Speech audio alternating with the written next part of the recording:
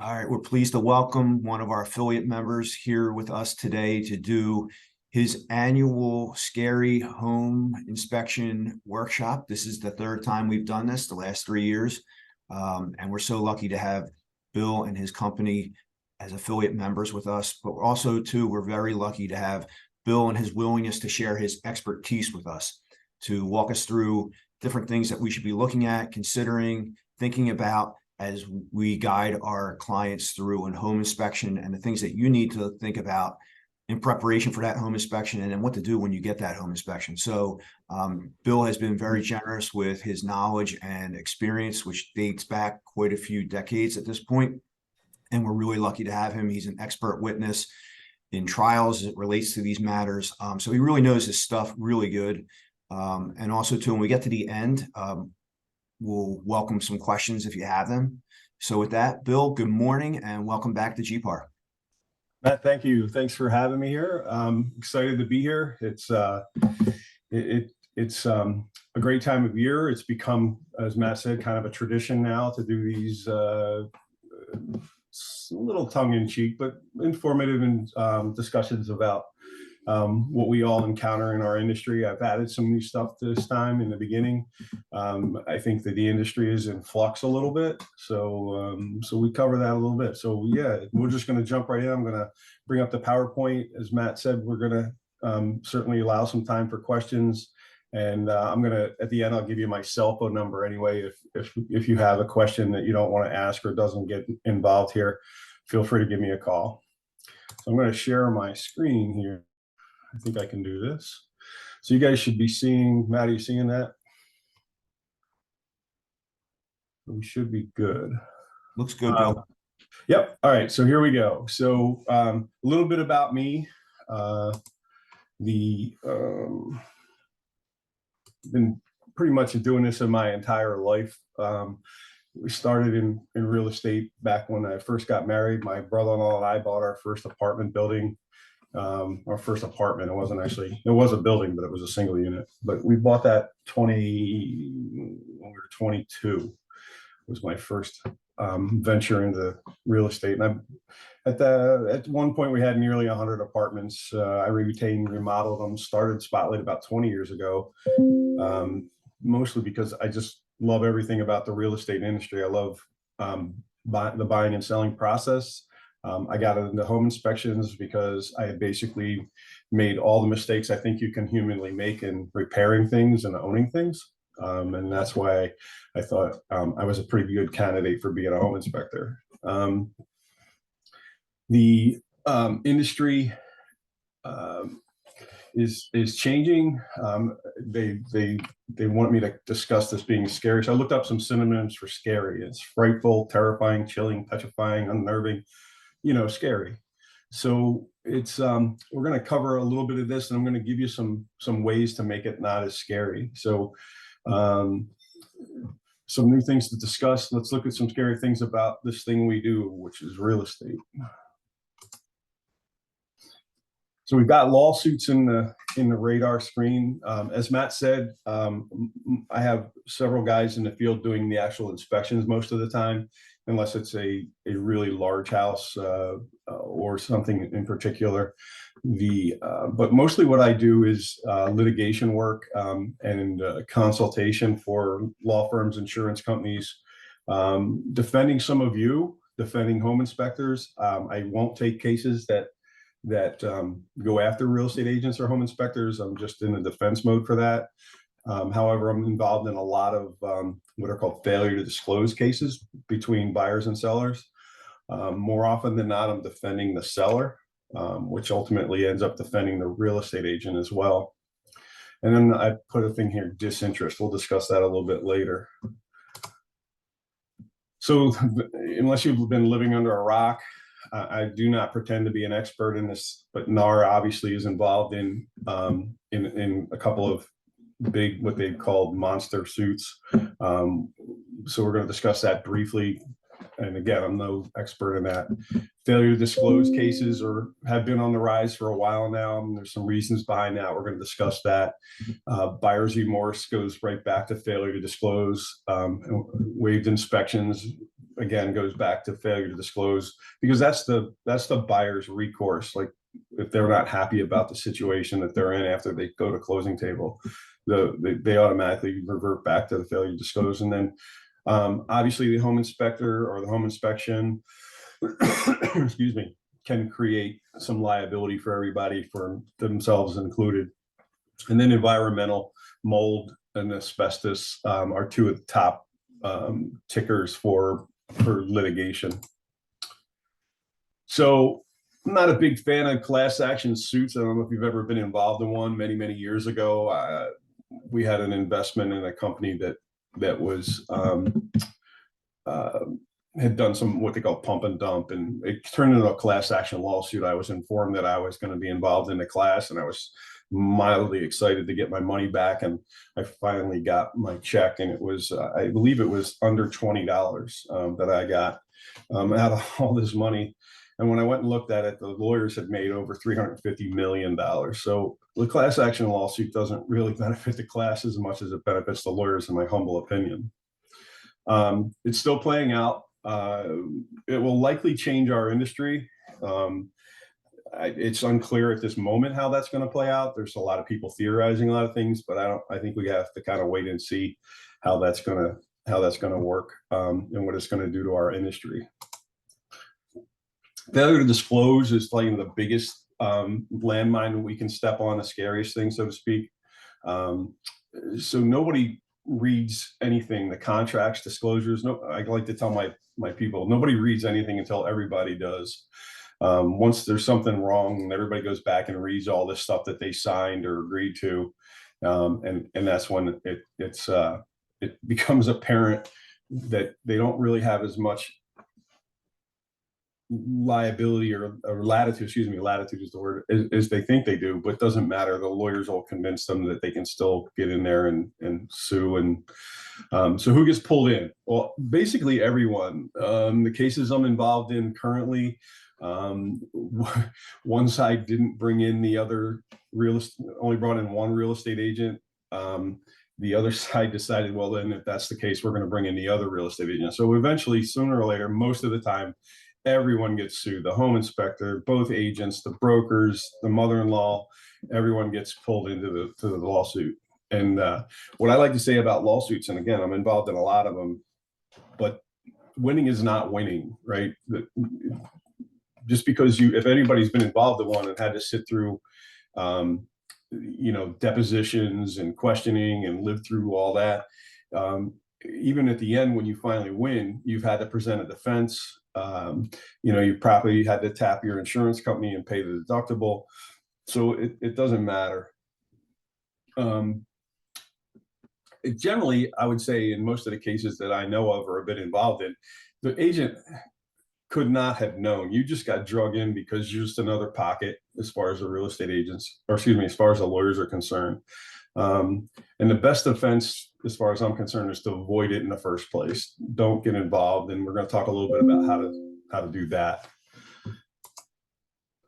The causes, the trend to waive inspections, it is waning out there. We are seeing more and more real estate transaction with inspections, particularly in the city where the market may have kind of stabilized a little more. There's still a lot of hot areas in the suburbs that it's difficult to get a house under contract with an inspection. As I said, the failure to disclose cases are on the rise. Buyers feel cheated or misled. Just put yourself in the buyer's shoes right now. They're being forced to be competitive. They're in a lot of cases they feel pressure, whether you provided it, which you shouldn't, but they feel pressure one way or another to waive everything, and they likely paid over asking. Although again, particularly in Philly, that's becoming less unless it's a hot property. But as an overall rule, that's started to dissipate a little bit. And the perception is that everybody knew everything except them.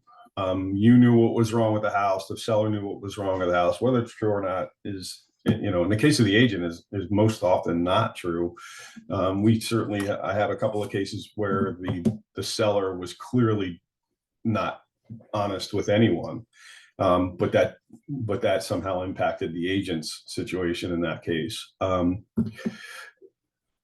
It was, again, this should not be your idea. In fact, most brokers now have a thing that they have to sign if they're going to waive inspections that says it wasn't your idea. But that's how they'll remember it most often, is that it was your idea to waive the contingencies. There are some inspectors out there, which and at least one engineer that have capitalized on this, and they're basically going out there and creating drama for the buyer, letting them know that somehow they got ripped off and that they should pursue this so that they can do all this. Now that has gotten more difficult. I've had a couple of those guys thrown out, their reports and them thrown out of the proceedings because we showed them to be so inflammatory, but it still exists. So just be careful. If you get a report from somebody that looks like it's crazy, you may want to involve some people that are involved in this, whether it's a lawyer or another expert or myself, and help you wade through what you're looking at, because more often than not, it's just crazy, inflammatory stuff. This has led to unwarranted litigation. And as I said earlier, even winning is not winning. In most cases, these things are $50,000 to $100,000 worth of legal work if they go all the way to court, on each side. And I do believe that slowly it's returning to normal, but it hasn't gotten there yet.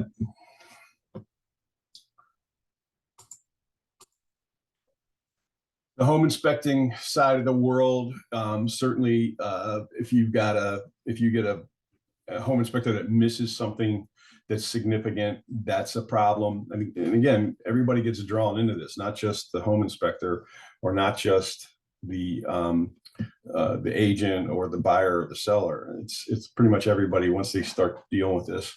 Again, I'm going to talk to you a little bit about how to mitigate some of this. Does the inspector have your back? Most good inspectors, ourselves included, have a rider on our insurance policy that covers you for wrongful referral. If there's something that comes out of the home inspection that creates a problem for you and your broker, the insurance company, my insurance company, or the insurance company from the home inspector will step up and defend you in that case, so you don't have to hit your E&O. Knock on wood, I've never been sued in the home inspection world. As a landowner, I didn't seem like I could get through a year without somebody slipping and falling on one of my sidewalks. But in the home inspection world, it's never been an issue. But that doesn't mean we've never had a problem. And so a good inspector is going to go out and deal with the problem, talk to the people that are concerned. And in some cases, I've written checks to avoid it going any further. So does your home inspector have your back? And that's important, that you know that the people that are doing this work for you are going to step up and help defend you if there's a problem. You have his or hers or theirs. More than a few times, I've had real estate agents that threw me under the bus because they didn't want to deal with the problem. I think it should be symbiotic. I think that if you have a client that's complaining to you about the home inspection or the home inspector, you should involve the home inspector, not just say, yeah, you should probably, pursue that. So clearly I would like to be known. I'd like to know in advance of a problem, and certainly help this to limit the amount of liability we all have, rather than just have the agent in the background saying, yeah, I don't think he did a good job or she did a good job. And again, most often you guys get named in this stuff anyway, which is really annoying, but true. Best defense is knowledge.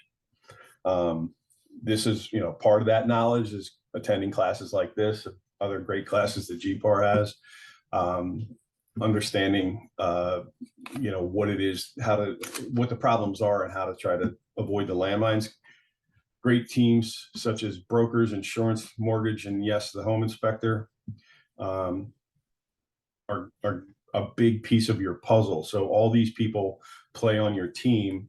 I know team's kind of a sore subject today, but generally speaking, we all have really great teams that work with us. We have teams that work with us. For example, we don't do septic inspections and we don't do water well testing, but we have a great team of guys that take care of that for us. A home inspector inserts a layer of protection for you. I can't overstate this, that putting a home inspector or a home inspection in between you and the transaction is critically important to inserting a layer of protection. Not only obviously will the home inspector hopefully find what they need to find, but if there is a problem, it's going to be the home inspector that's going to should at least get the first call to say, hey, this is what we experienced. Transparency is clearly a good thing. And then a pre-listing inspection. We're going to touch on that a little bit more. But again, this goes back to inserting a inserting a home inspection into the real estate transaction. Pre-listing inspections are huge. They'll get you a better offer. The buyer will be more relaxed because they get to see what they're buying, and they don't feel the annoying pressure of having to waive everything because they have a legitimate inspection in front of them. Disinterest. This is what I looked up today. This is historically for the last decade or so really high. And it's really cooled the market. And it's annoying that the only tool that we seem to have to try to affect inflation is to put the thumb on the scale of interest, which disproportionately impacts our industry much more than it does many others. My first mortgage was in 1984, or excuse me, 1984. I was been married for a couple of years. We lived in a couple of mobile homes, which was entertaining before that. But we bought our first house in 84, and the interest rate was over 14%. So it's not uncommon for it to be higher. However, our first house was $44,000. So I get the pain. I have one of my guys is trying to buy his first house. And they're really struggling with the cost of the house plus the cost of the inflated interest. I believe my first investment property was closer to 16% back in those days. In my humble opinion, below 4% interest rates are unsustainable and artificial. Certainly we enjoyed them, but it's not, I don't believe it's anything long-term that is, we only got there again because somebody's putting the thumb on the scale. It wasn't something that worked without all that additional pressure. I believe the same kind of goes for 8+%. I believe this is artificial, and I don't know that it's sustainable for the long term. I believe rates will come down, perhaps not as fast as we would like, but current events have a say. If world events change dramatically, it could dramatically input how we a lot of different things. September 11th changed our industry so dramatically and impacted it for at least a while. So you never know what's going to happen with world events, and it can certainly impact what we're doing every day. Taking a fright out of an inspection. So one of the things that we hear about from agents, and there's some agents out there that are really happy that we're waiving inspections. They're excited that they don't have to deal with the inspection process. But I think that if we understand the inspection process and the inspector and have some tools to manage it, I think that we can remove most of those concerns out of a home inspection. So we're going to talk a little bit about what a home inspection is, what are some of the scary problems that we see, great inspectors and not so great ones, and what does the age have? This is all the kind of things we're going to cover here in a second. What does the age of the home have to do with it? Strategies to keep your client from being frightened, and some PAR documents on the importance of inspections. So the state of Pennsylvania has a really pretty good law, Act 114. It discusses what a home inspection is, who a home inspector is, what they have to do to be a home inspector. We don't have licensing in the state for home inspectors. That's a double-edged sword. I think that it would be better if we had a better policing program to make sure inspectors have fulfilled the state's requirements. But we don't, and we don't have licensing because licensing isn't all it's cracked up to be. I've been trying to get a license in Jersey. I've been an inspector for a long time, and actually teach about home inspections to other would-be inspectors. And somehow the state of New Jersey has determined that I'm not fit to be an inspector in the state of New Jersey. I'm still working on that, but I find that kind of comical. So licensing is a challenge across the board, but we don't have it. So we don't have a specific license, but you can ask your home inspector lots of questions about, get a sample copy of the report, ask them how long they've been in business, how many inspections they've done. All of my guys have been in business for over 10 years and done thousands and thousands of inspections. Unfortunately, this whole thing about inspections is what the state says about material defects is typically, it leaves a lot to interpretation. So let's talk about that, because the material defect is actually in the home inspection law. And it says it's anything that's going to negatively impact the value of the house in a significant way or put the occupants at unreasonable risk. Now, the state says that that's what a home inspection is all about. It's not about nitpicking the house. It's not about education. It's not about any of the stuff. It's just about looking for what they define as a material defect. And I think a good home inspection has all those other things in it, not necessarily nitpicking, but then education and answering lots of questions about how the house works. So let's talk about material defect, because it's quite a lightning rod. Your home inspection report should have clearly defined in there what a material defect is. It should state that a thing that's in the report is a material defect. In our reports, it's a big red material defect label on the problem. And when we talk to the client initially, we tell the client that a material defect is a sliding scale for me. If I'm inspecting a $300,000 house for a first-time buyer, that may be as low as $1,000. If it's less than $1,000, you're just buying a house. You should still know about the problem. It'll still be in the report, but it doesn't hit the material defect nerve until it's north of $1,000. If I'm inspecting an $8 million, 16,000 square foot mansion, that may be $10,000, the material defect, because the person, the criteria should be on a sliding scale. It can't be the same thing for every house.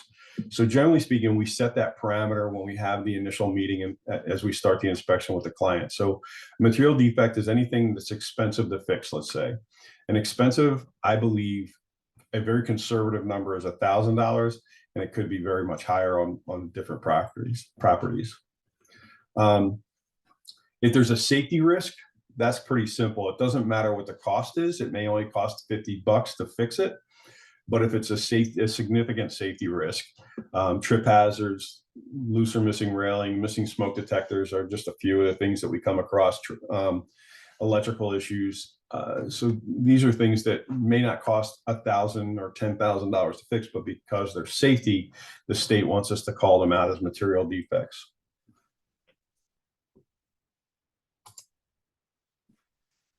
I think setting expectations for our clients is an important piece of what we're doing here. I think a good real estate agent sets their clients' expectations about what it is they're going to go through. And I think a good inspector does the same things for his clients. The client should understand that we can't predict the future. We can't see through walls. We're going to inspect the readily available components of the system in a property. We can't cut things open. For example, if the attic access is caulked shut and screwed shut, more than likely we're not going to be able to go there unless there happens to be an owner there that gives us permission to cut through those things. As I said, we can't predict the future, and in spite of my ability to or my desire to do so. If you're the listing agent, you should make sure we have access to the electric panels, the HVAC units. If there's knee wall accesses, like in closets, if they could clean the closet out so we can get to those. A lot of times in newer construction, the knee wall or a Cape Cod, the knee wall access is in a closet. So if we can get to all those things, that's helpful. And the inspector, as I said, the inspector should set those expectations with the client in the beginning of the inspection. The inspection should be an education about the home. It's not really an in-home inspection law, but I think any good inspector is going to take the time to make sure that the client understands the house and answers any questions they have as they go through. Some of the scary problems. I've got some examples of this here in future slides. Mold is really kind of almost ever present. We got into mold testing a number of years ago because I got tired of the mold guys going crazy on all my clients and scaring everybody. Mold's everywhere. You're breathing it right now. The EPA says that. It says that mold in a home is generally something that can be dealt with by the homeowner. There's instructions on EPA's website, epa.gov/mold. I think I give you that here later. If it's a serious case, it may need a little bit more attention. I think I've got some pictures of that here in a second. Water intrusion in the basement or through the roof into the attic are clearly problems that can exist and create problems for all of us, inspectors and real estate agents and sellers alike. Structural problems are far less common, but certainly a big deal. So cutting, framing, and all that, moving of the foundation, cracks, heaving. There's a lot of cracking in a basement foundation that is fairly typical, but certainly some of it is not typical and it needs to be addressed. Pests, mice, bees, termites. Bees are always fun. I always like running into them in the attic. Electrical issues, knob and tube, outdated wiring, and Phil, you guys have a fair amount of this in the older, because we have a real estate stock that in some cases is older. Plumbing problems, deck concerns, and roof. So we're going to cover some of that stuff as we go through. I got some cool pictures. So mold, here's the EPA.mold. EPA.gov/mold cleanup for your home. This is a really good resource for a real estate agent, because you and I should not be out there diagnosing what the next steps are and how to clean up mold. We're going to push that back to the EPA and let them let everyone know that this is how the EPA recommends, which is basically soap and water. They're not a big fan of bleach because it's caustic and it's shooting for a sterile environment, which is unrealistic, because 3 minutes after you're done, it won't be sterile anymore. But it's really important that we first address the source of the moisture. So the picture to the left is an attic. There was a bathroom exhaust fan venting humid air up into this attic, and that's on the sheetrock, or excuse me, on the plywood under. If you see the blotchiness of the mold there to the right, I don't know whoever, I mean, some of you may not be old enough to recognize this. This is paneling. This is wood paneling. And I don't know who got the bright idea that this was a good thing to put in a basement. So that's just wicking moisture up from a basement floor that gets wet periodically, and mold grows on that stuff just great. This is the backside of sheetrock. You can see you have several iterations. You've got black mold at the bottom and more yellowish, whitish mold closer to the top. This is, again, very common in a lot of basements. We argue that you should have a dehumidifier in every basement running, or some form of dehumidification system employed. So mold is definitely something that we see a lot. I don't know if I have a quantitative number on that, but I would argue that north of 80% of the houses we look at, we find some level of mold. Sometimes it's very insignificant under a sink. But most of the houses, if you look hard enough, you're going to find at least some evidence of mold somewhere. It's difficult not to have it, especially once the house gets past about 15 or 20 years old. So this is on the flooring. This is an older 1950s house. You can see that pine tongue and groove flooring. To the right and left are the floor joists. What I'm looking at is that greenish color. That was almost certainly on that board when the house was constructed. It didn't grow there after the fact. When that board was in a pile somewhere, it got wet and mold grew. And so I think it's important for the buyer to understand that, while that is almost certainly mold, and I believe in this case we actually tested and confirmed it was mold, we're not allowed to call mold without a laboratory test. So we have to call it a spore-like growth in a home inspection report unless we do actual mold testing. But that's something that was there when the house was built, 60, 70, 80 years ago. And cleaning it up is just basically scrubbing it with soap and water. Now, they may not want to get involved in that, but again, I want to downplay mold to the best of my ability. I mean, there are some cases where it's scary. Underneath the sinks is not scary. It's there almost all the time. because, you have a lot of stuff, debris under there and a lot of water and moisture. So that happens a lot. This was new construction. I thought this was really interesting. One of my guys found this out in the field. These trusses, apparently the roof, this is your attic roof trusses in new construction, but where the sheetrock ceilings put up, you can see the hi-hat to the right there, the recessed lighting. These were apparently stored outside for a period of time and got all moldy. We did test this. It was confirmed as mold. The problem with mold for me is it's eating into the wood fibers, which I believe compromised it. There was an engineer involved in this case by the builder. The engineer came out and said it was okay. But had we not done a pre-drywall inspection in this house, I'm not sure we would have really caught all this. Certainly not that it was down here, because this would all be covered up with drywall and insulation by the time we would get in there. So this was a pre-drywall inspection that we did on new construction. So I believe the outcome for this was they treated the wood, called it good. And I have an engineer's letter that says he's okay with it. So as far as I'm concerned, when the roof collapses, I'm going to call the engineer. This is a project, this was back in the days, if you remember, when all the foreclosures were going on. The bank would have somebody come in and quote unquote winterize the property. And all too often they would shut the breakers off, and which would turn off the sump pump. So that's what happened here. The sump pump was turned off and the basement flooded. The really dark line about 1.5 feet up the wall is where the water level actually was. And then above that, so this is a problem that does not fall into that EPA defects/mold. You're not cleaning this up yourself. You're going to bring in a professional to take care of this, and more than likely all the sheetrock has to be thrown away. You can see if you look at the ceiling, it's even up there. So this is a serious problem. This isn't your typical little bit of mold on a piece of framing here or there. This is big time and needs to be addressed properly. Moisture intrusion is always entertaining.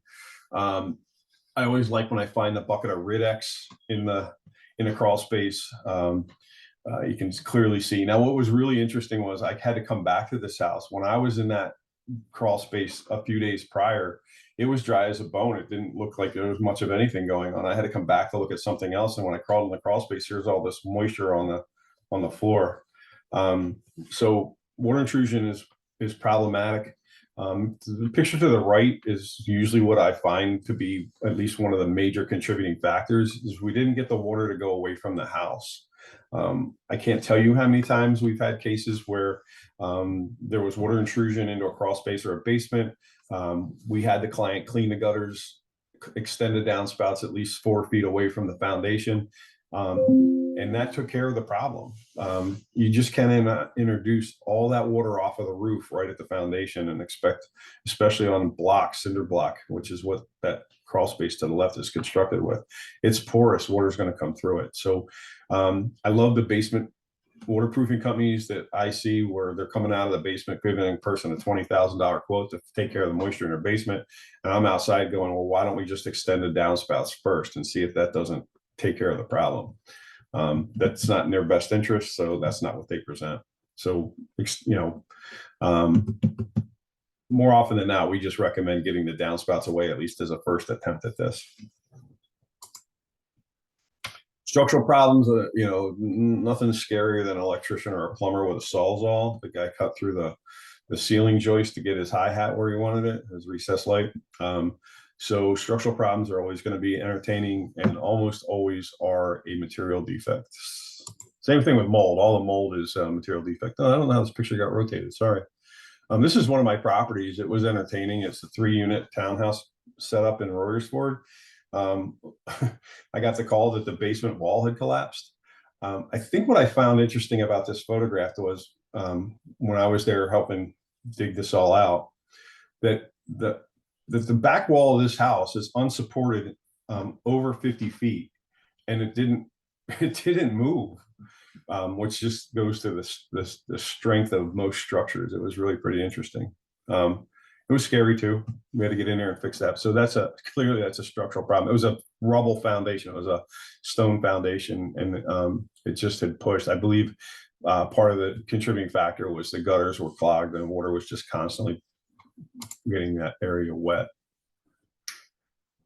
This was a house that I believe this house was 30 or 40 years old when I went into this crawl space. So this had been the case that this steel I-beam was being temporarily supported by this crazy little bracket for all that time. No, it was way back in a crawl space. It was difficult to get to, but it had been left that way. Clearly, somebody was supposed to come back and put a support in there, a more permanent support, and nobody ever did. But that's why you got to get in the crawl spaces if you can.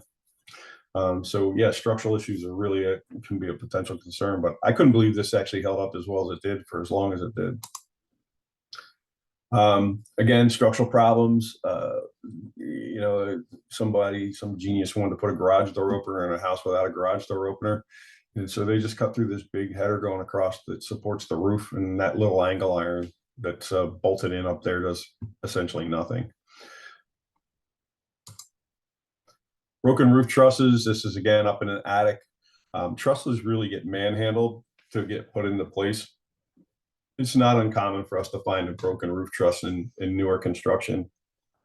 There are fixes to it. The manufacturer says that they need to either they need to design repair or a structural engineer does, which rarely happens. Usually I just see another 2x4 stuck on top of this thing with some nails, which may or may not perform as we expected. So these are just examples of structural problems. We didn't inspect this. I just happened to be sitting in the truck waiting for somebody, and I was looking straight ahead at this. I thought, I'll take a picture of that. The foundations failed on that thing. So the red brick foundation is rotating to the right, and it's taking the wall with it. This is structurally unstable in engineering terms. I'm not an engineer, but I know enough about it to be dangerous. That wall has passed the rotation where it's now considered structurally unstable. A small amount of rotation in a wall is concerning, but not necessarily actionable. If the wall's been there for 100 years and it's a little bit out of plumb, it may have been built that way. But this was clearly beyond that. So this is clearly a structural problem. There's some technical reasons why this seems to always happen. This is an outdoor staircase clearly, and that wall has been pushed. There's frost heaving involved in this. It always goes to, because that wall is exposed to cold air on the other side, on the left side. The frost is far more significant in an open staircase because you don't have that warm basement on the other side to help prevent this. So clearly that wall got pushed in, almost certainly from frost heave. This is a big truss set up in a commercial building. They had fixed it. This is what happens when an engineer is not involved in repair. It just broke again. It's ready to fail. It already had moved. They put this big lumber on it, and the lumber wasn't adequate, and it broke again. Pests. These are some termites. One of my guys went into a crawl space. This place had been inspected a couple of times, and nobody ever found this little hatch underneath of a carpet. We happened to find it, and there was these termite tubes hanging down from the wood. Termites can't live in air. They have to kind of build tubes to get where they want to go, so you can carry moisture with them out of the ground. And but these are some pretty determined termites. I only ever saw one longer than this. That was in a garage, but unfortunately I can't find that picture. Bats are fun. They're more prevalent than you think. They don't need very much space to get into an attic. But we see them frequently, a few times a year at least. So they're always fun when they're looking back. This was one of my guys found this in an attic.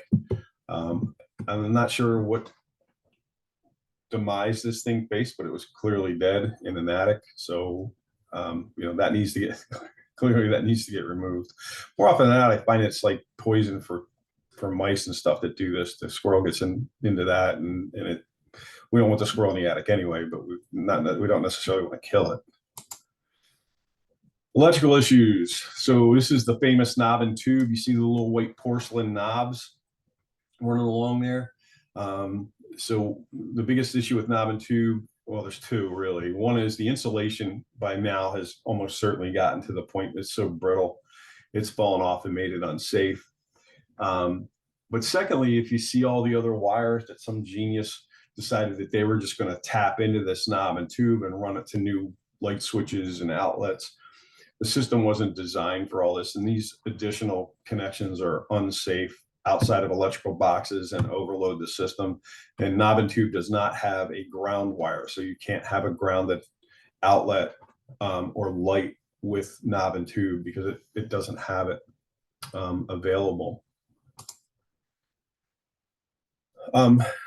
I have a video of this. We couldn't really get it to play well. This, so if you have a leak in electric water, again, this is rotated to the left. I'm not sure why, but the you can see that when that insulation gets wet, the fiberglass insulation there, behind the cover on a water heater is a thermostat and a couple of other electrical things to protect it from overloading and overheating.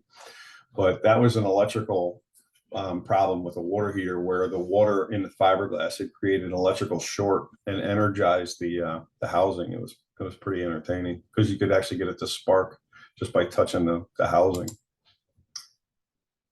That's another shot of that. Oh, well, I did get the video to play. Oh, you see the sparks?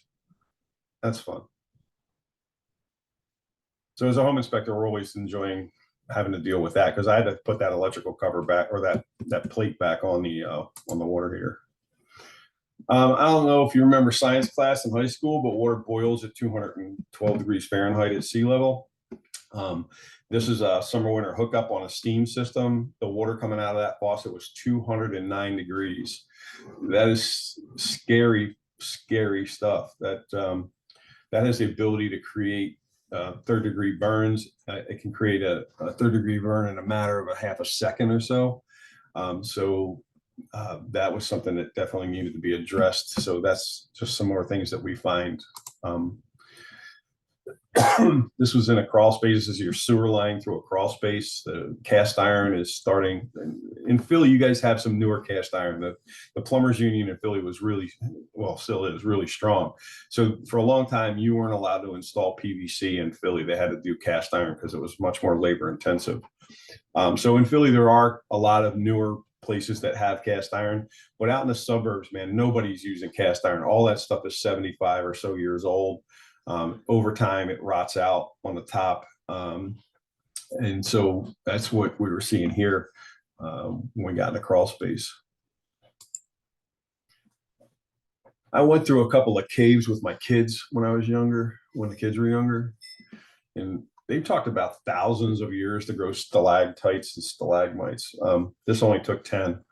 But I think when you induce soap, this is a shower. This is a drain underneath of a shower. Again, this was back in a crawl space. Nobody knew this was there until the home inspector went back there.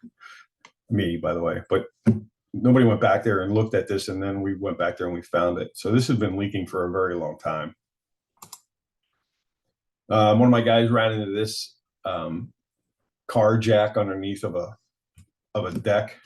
By the way, none of this stuff, as I recall, this stuff was in a seller's disclosure.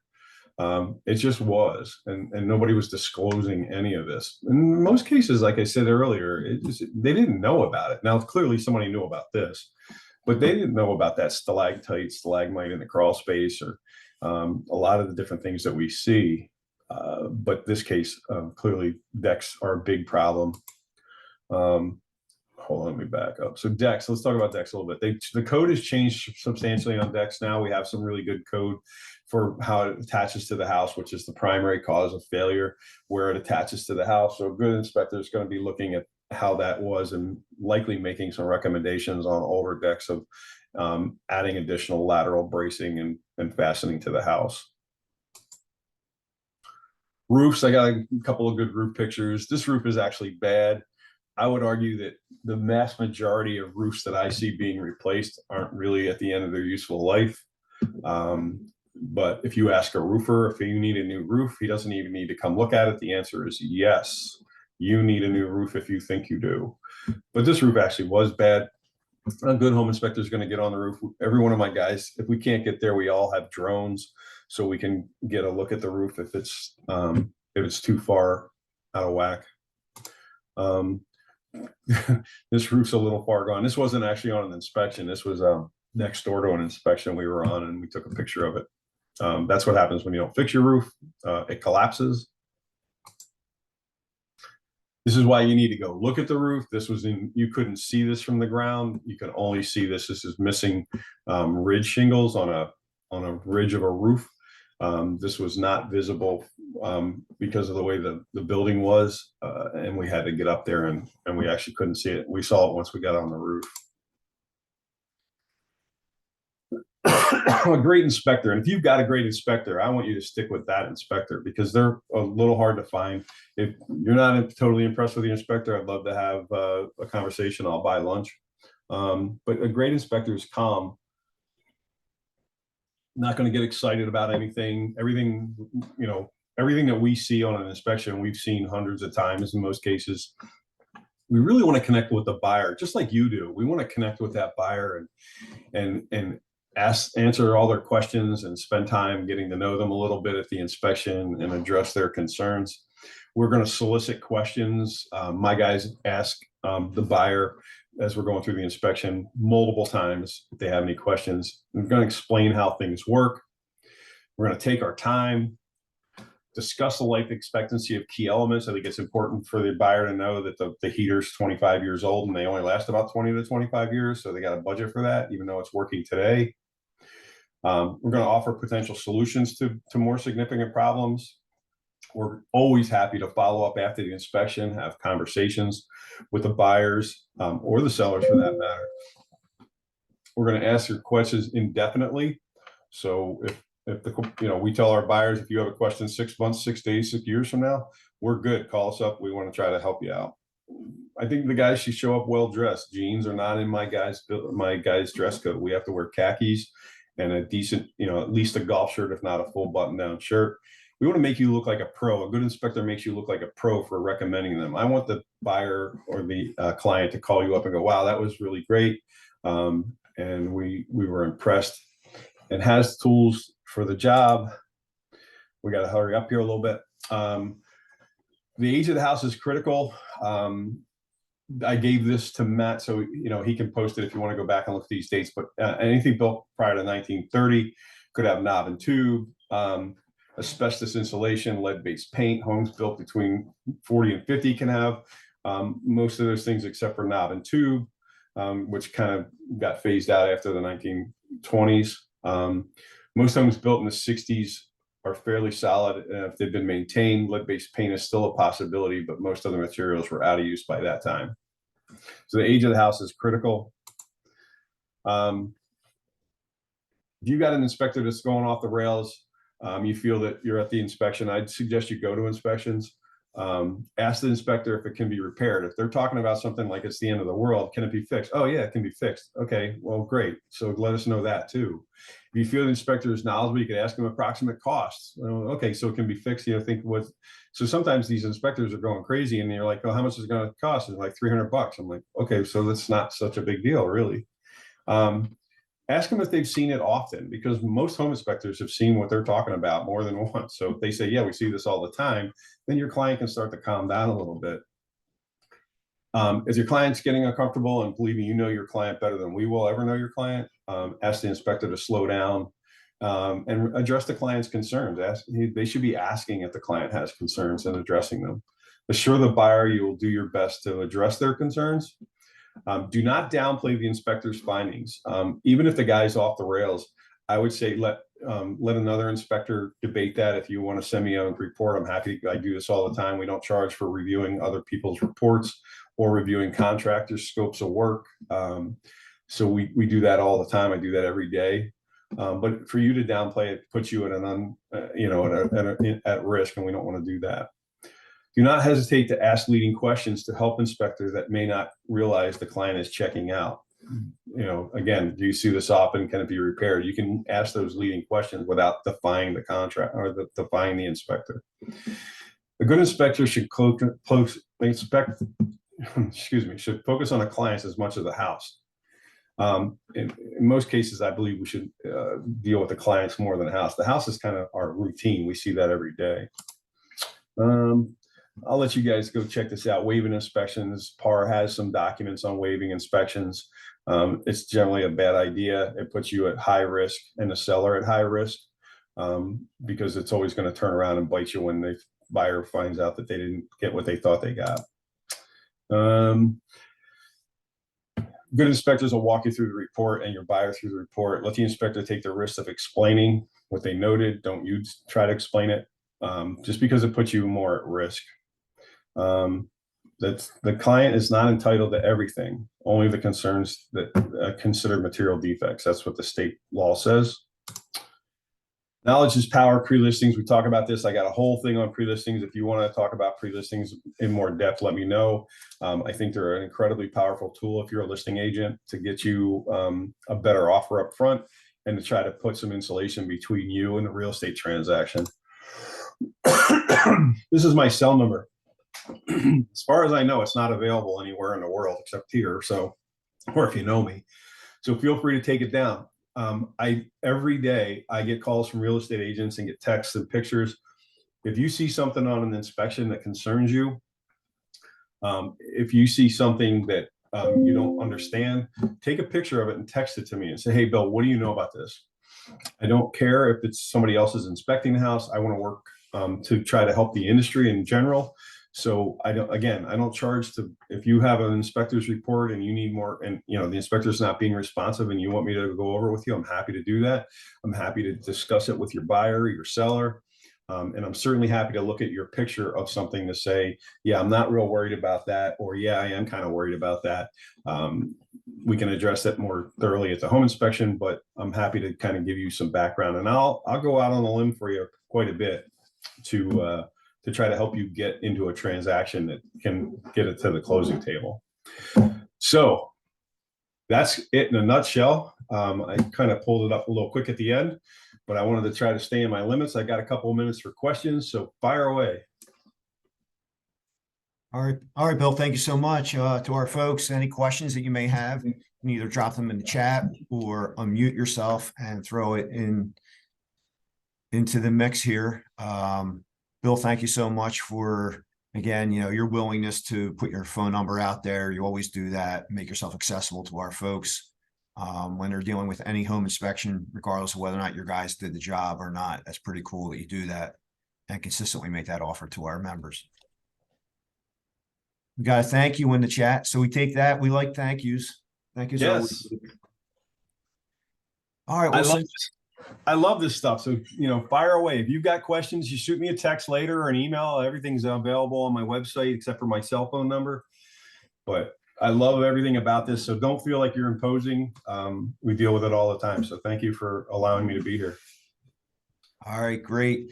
All right, everyone. So the videos, quick response to the videos. We have a YouTube channel. It's at Philly Realtors. All one word, @Philly Realtors. We'll also send out another email to members reminding them about this recording so you can see this video as well as all the other ones that we have in our library. There's well over 100 of them at this point. So again, thank you all for joining us. Thank you, Bill. Great session. And happy Halloween to everybody next week. All right, take care. Have a great day. All right, guys. Thank you.